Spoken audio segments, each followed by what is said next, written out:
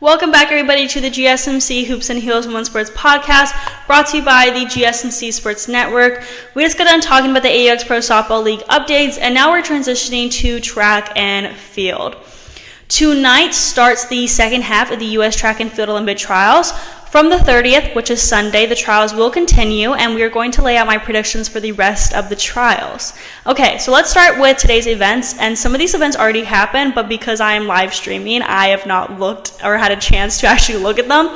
So I'm going to share my predictions and thoughts without looking at how they are going and such. I would like to emphasize that I'm being very honest here, and let's hope that I am not completely wrong so it's not too embarrassing. But regardless, we're just going to put my predictions out with full confidence here. Okay, so starting with the women's 1500, we have the first round of the 1500 meter run, and I'm really excited to go back and watch that after live streaming because Gracie Morris from TCU and Riley Chamberlain from BYU will be running. Okay, let me pull up the pictures here that I have. Okay, so Elle St. Pereire, quick return into the top of the U.S. in global relevance since giving birth just over a year ago has been nothing short of astonishing. Everyone knew she was fit going into the Glasgow World Indoor Championships, but I don't think any of us were prepared to see her take home gold against such a deep field. She's back and better than ever. I think she's going to end with the fastest time. I also think we will see Nikki Hiltz in the top three, and then I don't have like a solid third pick for the top three, but I have a couple, and those people are Corey McGee, Emily McKay, and Heather McLean. The 1500 is just hard to make predictions because, like, I don't know. Like, longer distance are sometimes harder to make predictions because I'm like, I don't know. All of them are hard to make predictions on, but for some reason, for this one especially, I did not have like a top three. I have like a top five. Okay, but I definitely think Elle St. Pereire will be ending up in first place. Okay, so we have a lot of first round events happening today, and we have one final for women. So I really wanted to make sure we can talk about that final. The 3,000 steeplechase finals are tonight. Lexi Halliday from BYU will be running it, so I'm excited to see her, but I don't think she's going to finish in the top three. And remember, guys, the top three are the people who qualify for the Olympics in most of these events. So remember, being in the top three is the goal here. I think the top five, but I don't have a specific order, but this is my guess on who the top five are going to be. Courtney Wayment, Valerie Constein, Chrissy Gear, Olivia Markusich, and Gabby Jennings. Hopefully all that goes well. So let's talk about the women's 200 meter dash. The first rounds will be tonight. Friday will be the semifinals, and then Saturday will be the finals. This is really hard to make predictions about. Here are my top four contenders, though. Sha'Carri Richardson, Gabby Thomas, Mackenzie Long, and Brittany Brown.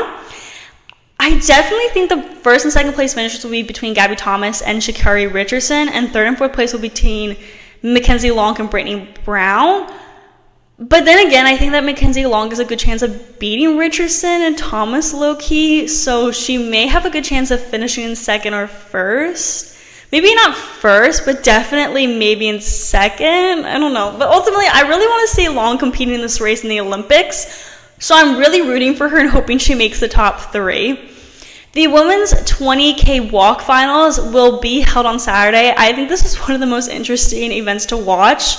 It's just like the way that they move their hips so fast is insane to me. Okay, so Tokyo Olympian Robyn Stevens headlines the field after finishing 33rd at those Olympics. Miranda Melville, Stephanie Casey, and Katie Burnett are other top qualifiers. To be very honest with you guys, I only recently started watching this event, so I'm not confident in making predictions, but I definitely think we will see these four people coming in the top five in some way.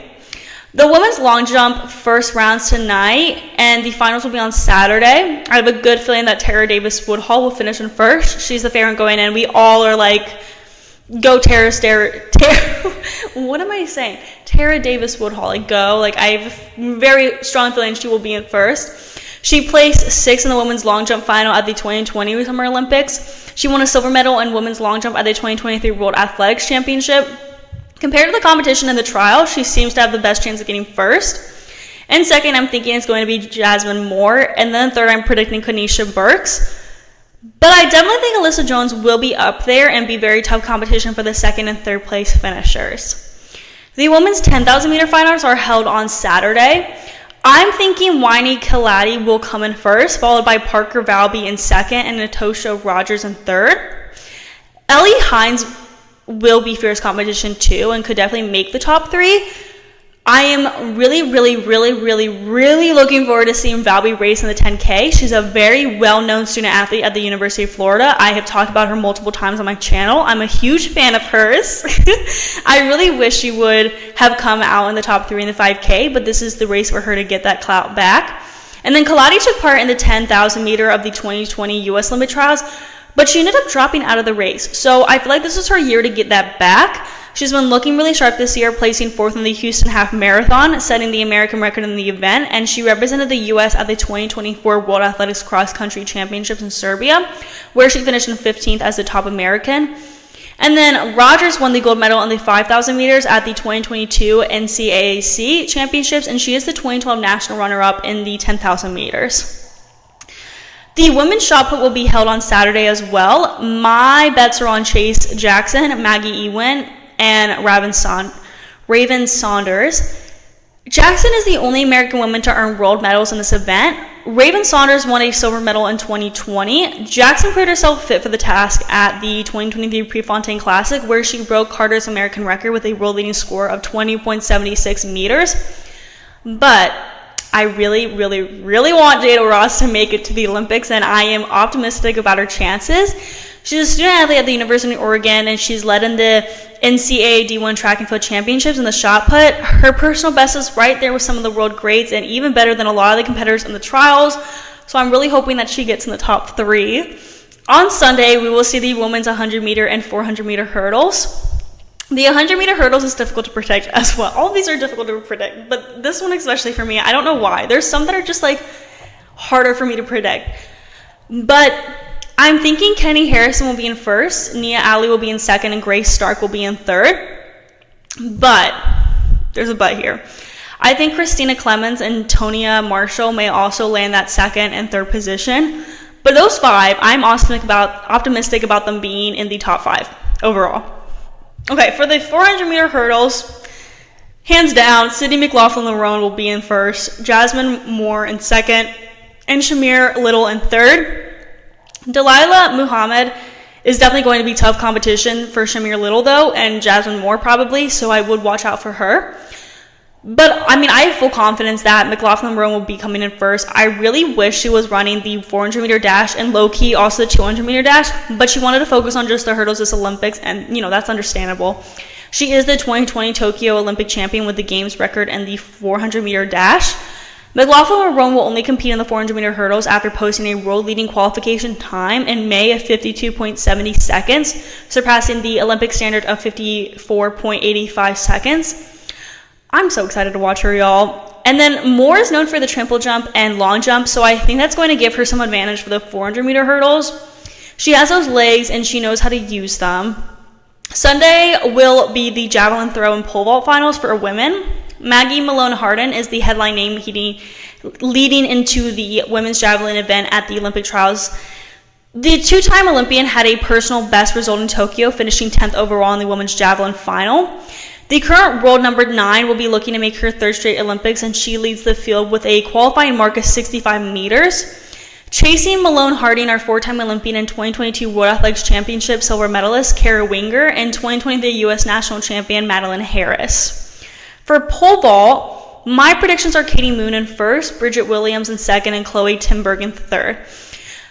I'm definitely confident that Moon will place in first. She won gold medals at the 2020 Tokyo Olympics, 2022, and 2023 World Athletics Championships, and then a silver at the 2022 World Indoor Championships. And then Williams finished 4th at the U.S. National Championships in Eugene, Oregon in July 2023 and won the gold medal in the pole vault at the 2023 Pan American Games. Timberg, though, is a student at Rutgers University, and in the NCAA D1 track and field championship, she won first in pole vault and set a school record. Compared to the other competitions, she looks to be one of the stronger people out there in the pole vault, obviously with Katie Moon and Bridget Williams being first and second, in my opinion. So yeah, I'm really hoping to see that she gets in the top 3. We need more student athletes out there in the Olympics, so I'm very much rooting for her.